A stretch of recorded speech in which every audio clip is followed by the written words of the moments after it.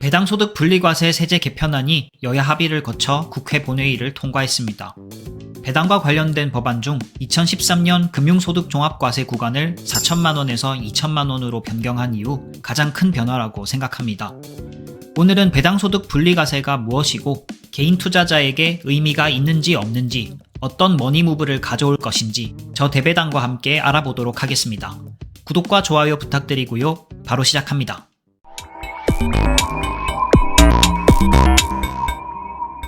먼저 배당주를 사고 배당을 받으면 어떤 세금을 내는지 간단하게 정리해 보겠습니다. 국내 상장 주식 배당에 대해서는 지방세 포함 15.4%가 원천 징수되고요. 미국 배당에 대해서는 15% 원천 징수를 떼고 들어오게 됩니다. 여기까지만 보면 배당세율이 15% 정도 되는구나 싶습니다. 하지만 문제는 여기서 끝이 아닙니다. 배당주를 중심으로 투자하시는 분들은 궁극적으로 배당으로 먹고 사는 것이 목표일 것입니다. 한국에는 금융소득 종합과세라는 제도가 있습니다. 이자와 배당을 합산해서 연 2천만 원 이하는 원천징수로 끝이 나고요. 연 2천만 원을 넘는 순간 초과분은 사업, 근로, 연금, 기타 소득과 합산해서 6에서 45%의 상당히 무거운 누진세율을 적용받습니다. 여기서 많은 분들이 헷갈리는 부분이 있는데요. 아직까지 미국 주식 매매 차익에 대해서는 2천만 원이 넘어도 금융소득 종합과세에 해당하지 않습니다.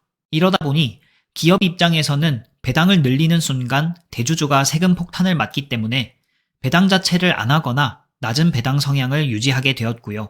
다른 절세 방식을 찾거나 돈을 빼가는 요인이 생겼습니다. 개인 입장에서는 근로, 사업소득이 이미 있는데 배당소득이 2천만 원을 넘어버리면 세율이 훅 뛰어버립니다.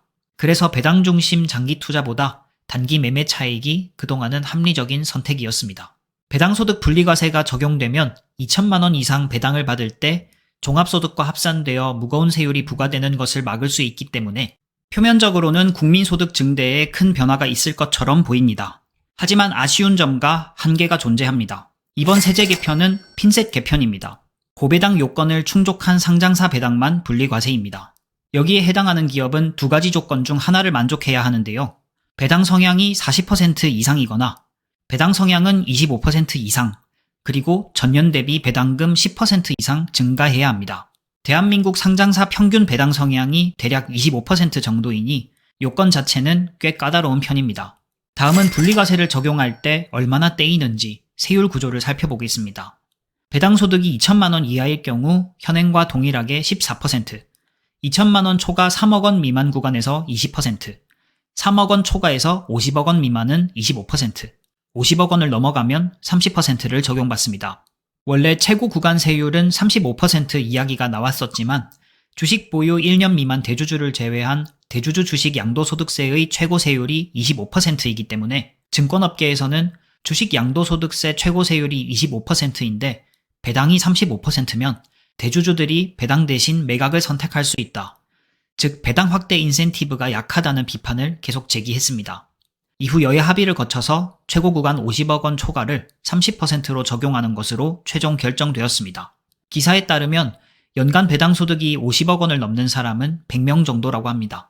저를 포함한 일반인들과 크게 상관없어 보이지만 저 100명이 대부분 배당을 결정하는 대주주이기 때문에 배당을 확대할 요인이 줄어든 것은 사실입니다.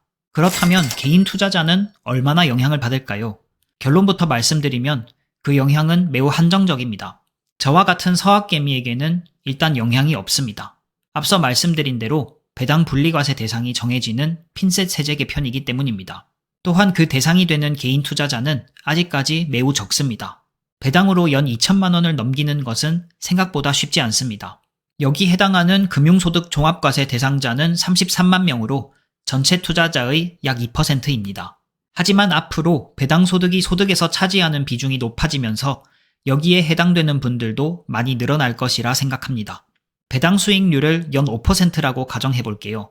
연 배당 2천만 원을 받으려면 필요한 자산 규모는 2천만 원에서 5%를 나눈 4억 원의 배당주 포트폴리오입니다. 게다가 ISA, 연금저축펀드 같은 절세 계좌를 활용하면 당장 금융소득 종합과세를 피할 수 있거나 연 2천만 원이 넘는 시점을 꽤 뒤로 미룰 수 있습니다.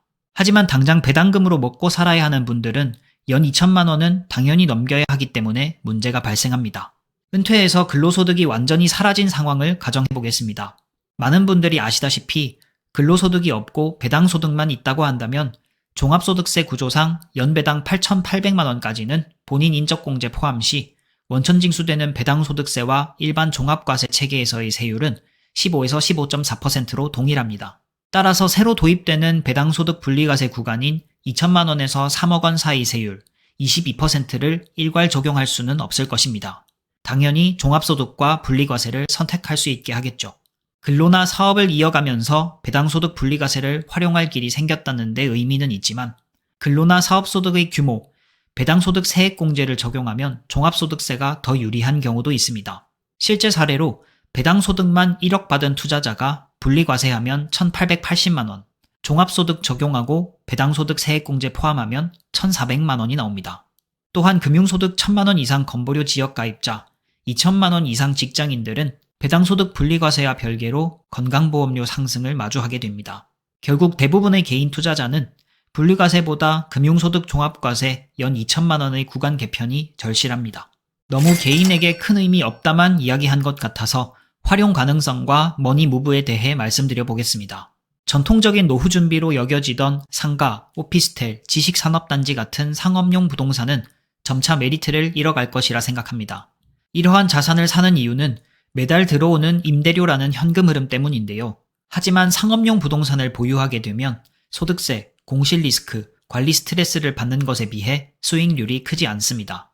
물론 입지가 좋은 곳은 시세 차익을 기대할 수 있겠지만 매우 어려운 일입니다. 배당소득 분리과세가 시행되면서 상업용 부동산에서 배당주로의 돈의 이동이 본격화될 수 있다고 생각합니다. 그렇다면 어떤 종목들이 수혜주로 언급되고 있을까요? 대표적인 종목들은 금융섹터입니다. KB금융, 신한지주, 하나금융지주 등 금융지주회사는 현재의 높은 배당 성향을 유지할 것이기 때문에 대표적인 수혜주로 거론됩니다. 또한 증권업, 보험업, 통신회사들도 배당소득 분리과세의 수혜를 입을 수 있습니다. 실제로 몇몇 지주회사들이 최근 상승을 보인 것도 이 때문입니다. 이번 세제 개편에 따라 대한민국에서 배당 성향과 배당 지속, 배당 성장에 대한 관심이 더 높아졌으면 합니다. 실제로 저도 포트폴리오에 새로 매수할 종목들을 볼 때 배당 성향을 많이 보기 때문에 현재는 미국 증시 위주지만 우리나라에도 배당에 대한 사회적 합의가 만들어진다면 언제든지 한국 배당주를 매수할 의향도 있습니다. 배당소득 분리과세는 조특법이라 일몰제입니다. 그러나 법안 자체가 사라지거나 개각될 확률은 낮다고 생각합니다. 오늘 내용이 배당소득 분리과세라는 다소 복잡한 이슈를 조금이라도 이해하는 데 도움이 되셨다면 좋겠습니다. 대배당들의 시대, 저는 대배당이었습니다. 감사합니다.